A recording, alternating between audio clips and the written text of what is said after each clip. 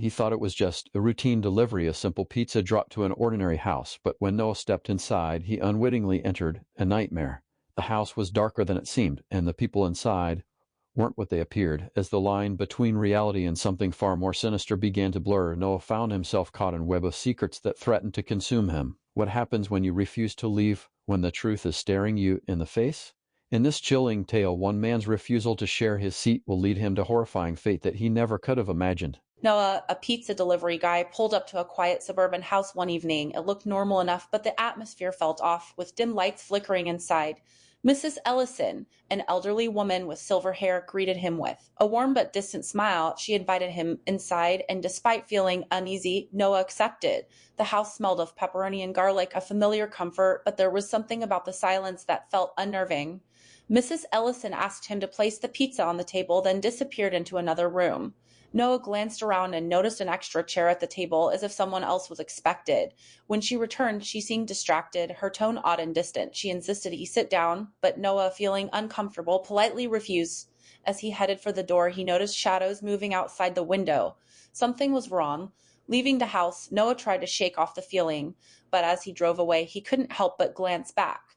The house stood eerily still, a nagging sense of dread lingered. Unable to shake his unease, Noah decided to return to the house later that evening. His curiosity outweighed his doubts. As he circled the block, he noticed something unsettling. A group of men standing near the house, their figures cast in shadow. They were still almost statuesque, their eyes never leaving the windows. Noah couldn't make out their faces, but their presence felt wrong, like they were waiting for something. The air grew colder, and the street lights flickered above him, casting eerie shadows on the road. Noah parked down the street, out of sight, and sat in his car watching. The men didn't move, but their eyes followed the house as if waiting for signal, and he felt shiver run down his spine. Should he call the police? He didn't want to overreact, but something didn't sit right. His thoughts raced. Was Mrs. Ellison in danger, or was he being paranoid? He couldn't help it. He had to know more. He waited until the men disappeared into the dark before he slowly got out of the car and walked toward the house, keeping low and trying to avoid detection.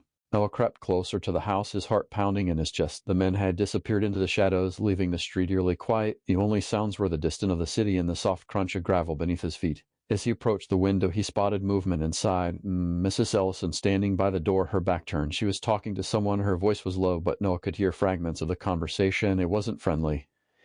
It sounded almost like an argument. He shifted his position, trying to get better view. Through crack in the curtains, he saw one of the men standing near Mrs. Ellison, his eyes scanning the room.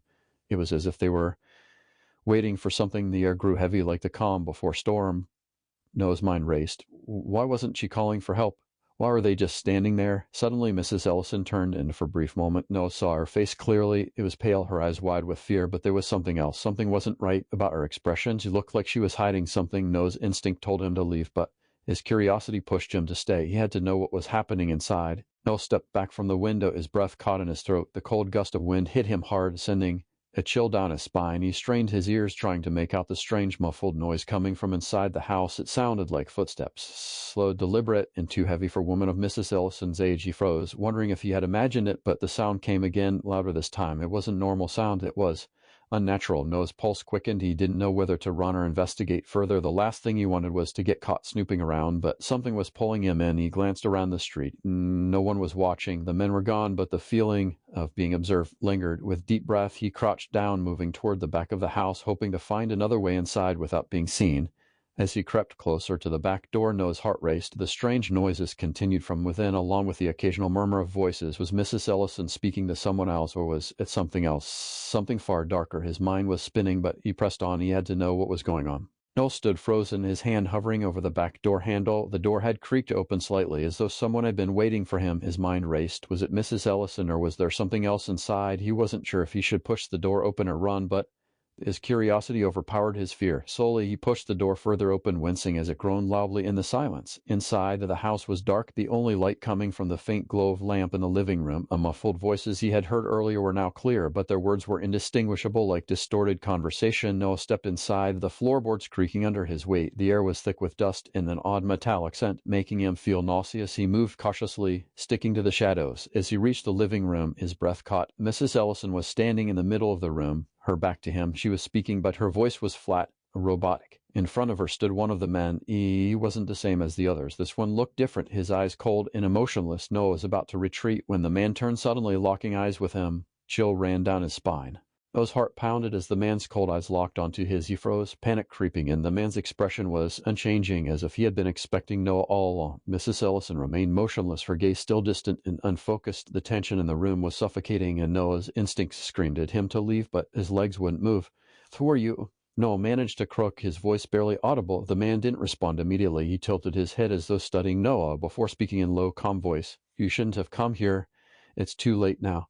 The words sent a wave of dread over Noah, and his mind raced. What was happening in this house? Why had Mrs. Ellison invited him in, only to let this strange man and the others around her? Noah tried to inch toward the door, but his feet felt as though they were rooted to the floor. It was as if the house itself was holding him captive. The man took slow step forward, and Noah instinctively took step back. Suddenly, loud bang echoed through the house, followed by the sound of door slamming shut. Noah whipped around, his heart in his throat. Noah's breath caught in his throat as he turned to face the newly slammed door. The house felt like it was closing in around him. Panic surged through him, but he forced himself to stay calm. The door he had entered through was now several steps away, but the man's gaze never left him. Mrs. Ellison, still eerily silent, stood motionless in the center of the room. It was as though time had stopped. Noah couldn't hear anything except the pounding of his heart. The man took another step forward. "You're not going anywhere," he said, his voice unnervingly calm. Noah's mind raced, looking for any way to escape. The door behind him, the one he hadn't noticed before, was now the only apparent way out, but it felt like the house itself was forcing him to stay. The room seemed to shift. Shadows moved in strange patterns, and the metallic smell grew stronger, nauseating. With no other choice, Noah bolted for the door, his legs burning with adrenaline. He reached for the handle and yanked it open.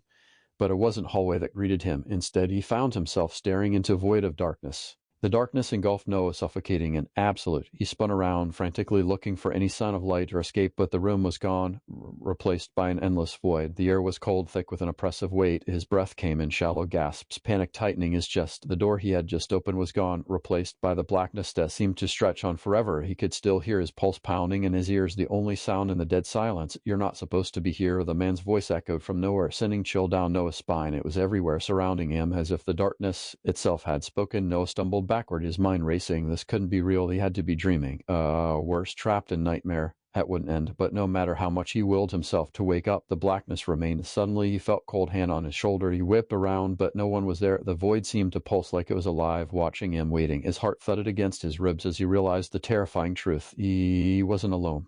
Noah's world collapsed into pure darkness. He couldn't see, couldn't move, only feel the cold that wrapped around him like suffocating blanket. His pulse raced and his thoughts scrambled as the whisper echoed again in his ears. "You're part of it now." The words were heavy, filled with an unspoken truth he wasn't ready to understand. He tried to scream, but his voice was swallowed by the void, leaving him silent and helpless. The sensation of being watched intensified. It wasn't just feeling anymore, it was certainty. There were others in the dark with him, lurking, shifting in the blackness, their presence pressing, and from all sides he felt their eyes on him. And the realization hit him like punch. He wasn't just trapped. He had become part of something, an unwilling participant in twisted game. Suddenly the darkness shifted, pulling him forward, dragging him through an unseen force. He tried to resist, but the pull was too strong. His body moved against his will, carried deeper into the unknown. Low filled the air, sound like machinery or distant voices. As the darkness began to fade, Noah saw flickers of light ahead, just enough to reveal chilling truth. He was no longer in the